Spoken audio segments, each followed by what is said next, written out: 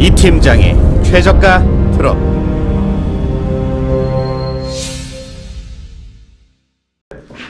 뭘. 안녕하세요. 지입 전문 컨설턴트 박병철입니다. 안녕하세요. 제일맨 이경건 팀장입니다.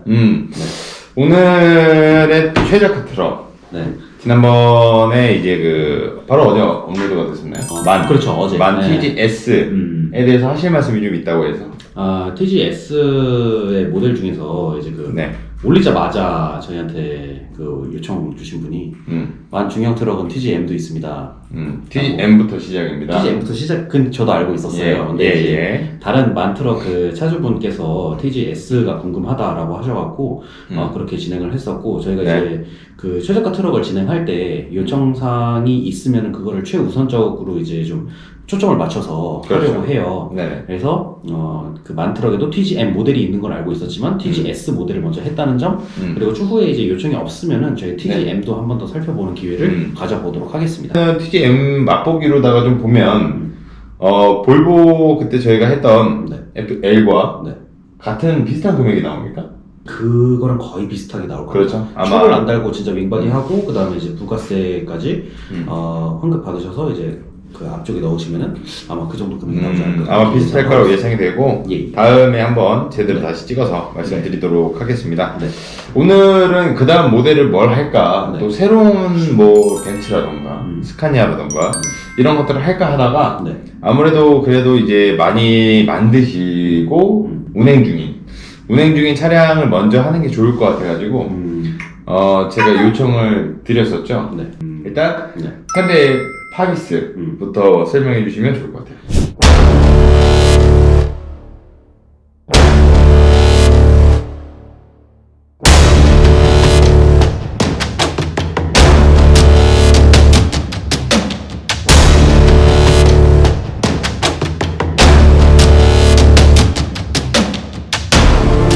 일단은 파비스 2019년 9월 달에 출시된 현대의 이제 중형 트럭의 대표 모델이고요.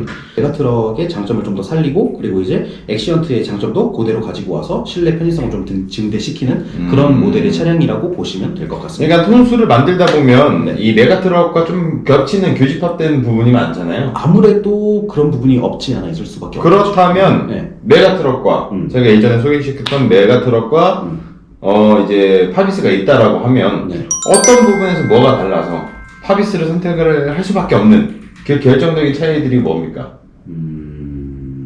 글쎄요.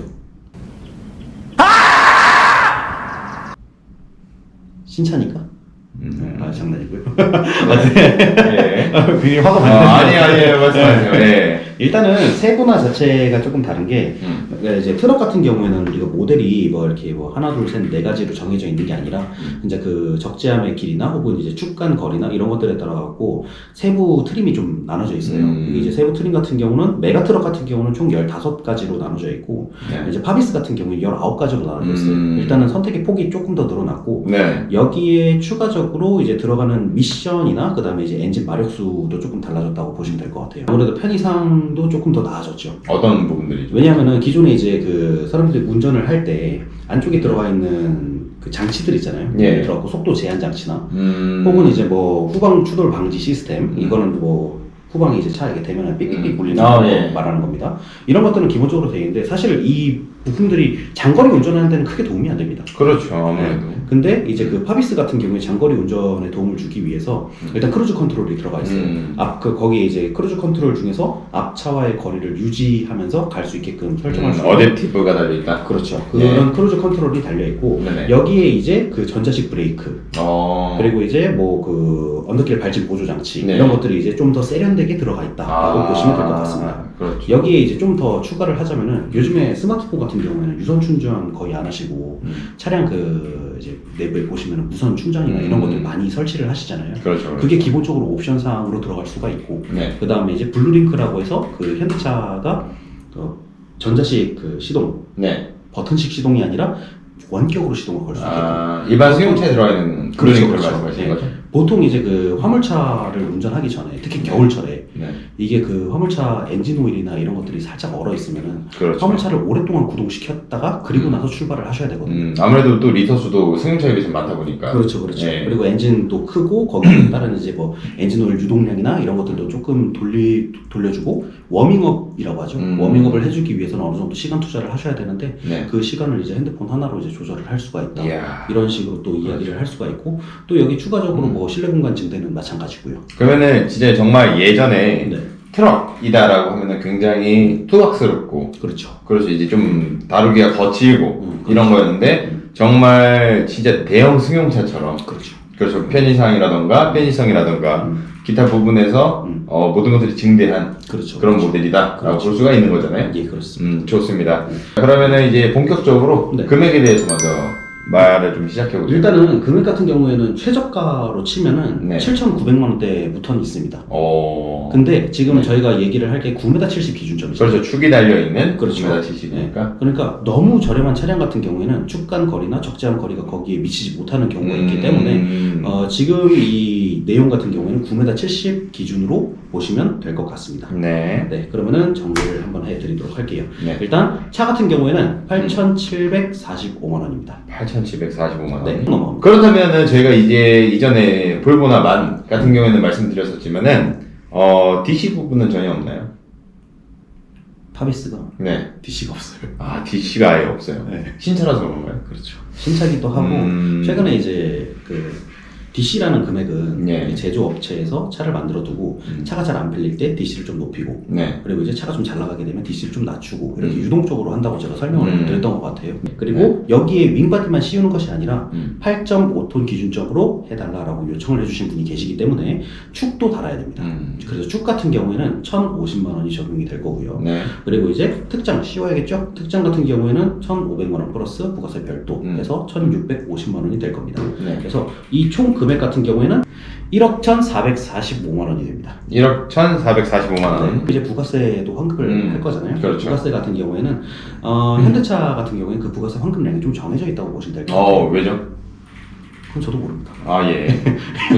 아, 예. 제조사마다 그게 다르기 때문에 제가 그냥 너무 궁금해가지고. 네. 네네네. 네, 제조사마다 그게 다르기 때문에 제가 뭐 현대차에 대해 왜 이런 식으로 설정했어요? 라고 할 수는 없는 부분이니까. 그렇죠. 이해합니다. 네, 부가세 환급 같은 경우에 1,080만 원이 나옵니다. 1,080만 원. 그러면 그 금액들을 다 제외하고 나면은 네. 최종 금액이 1억 네. 365만 원이 됩니다. 1억 365만 원. 네, 1억 365만 원. 보통 9m70 현대 네. 이제 파비스다. 네. 라고 하면 일반적인 분양업체에서는 어느 정도 얘기를 합니까? 파비스. 네. 요즘 최근 이제 파비스라고 이야기를 한다면은 현대차니까 아무래도 이제 한 1억 2천에서 3천 정도 들어갈 것이다. 제가 알기로는 1억 3천 중반에서 1억 4천 넘어가는 걸로 알고 있거든요. 그거는 정말 나쁜 사람들. 정말 나쁜 사람들인 거죠. 네. 네, 영상 보시면 좀 느꼈으면 좋겠네요.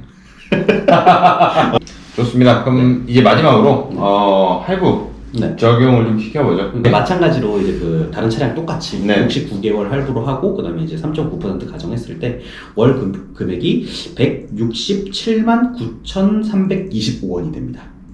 5원까지도 떨어지네요.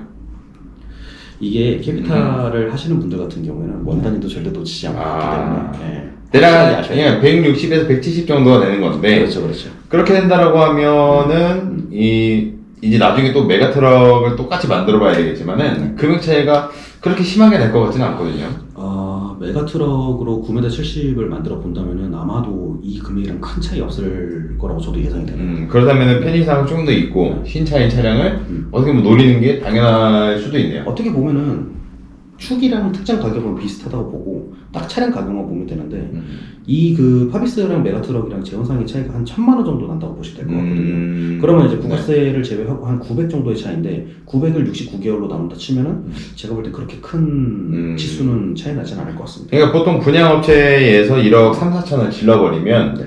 할부를 그걸 쪼개다 보면 200이 살짝 넘는 금액이 나와요. 그렇죠. 그렇죠. 근데 이제 그게 네. 정말 잘못된 금액이라는 걸 우지 유튜브에서 저희 이 팀장의 최저가 트럭에서만 만나보실 수가 있습니다. 오늘의 파비스는 여기서 마무리를 지어보도록 하겠습니다. 다음에 또 재밌는 차량으로 또 최저가로 누구와는 다르게 어떤 브랜드와 이 분양업체와는 다르게 또 즐거운 소식 가지고 오도록 하겠습니다. 댓글로 궁금하신 사항이 있으면 남겨주시고 마무리 지도록 하겠습니다. 이상 집 전문 컨설턴트 박병철이었고요. 지하면 이형건 팀장이었습니다. 감사합니다.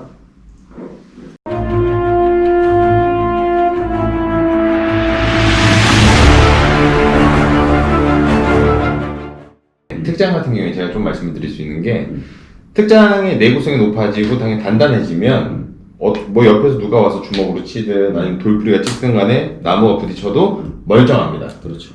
대신 단점이라고 하면 뭔가 문제가 생겨서 교체를 한다라고 하면 비용이 굉장히 크게 들어가요. 그건 맞죠. 전체를 다 갈아버려야 될 수도 있고 근데 싼게 디지털인 요 특장은 심심하면 찢어질 수도 있고요. 그렇지. 갑자기 들려나갈 수도 있어요. 하지만 교체 비용은 굉장히 저렴하다는 거. 그러니까 자신의 스타일 그리고 내 그 재정 상태를 고려를 해서 특장도 선택을 하시는 게 맞다라고 보여지고요. 뭐 특장 같은 게 나중에 또 코너 하나 짜가지고 한번 보죠 뭐. 특장 근데 원체 이제 특장의 종류가 많기 때문에. 그렇죠. 보통은 이제 특장 같은 경우에는 원래 그런 컨텐츠가 마르지 않아야 돼.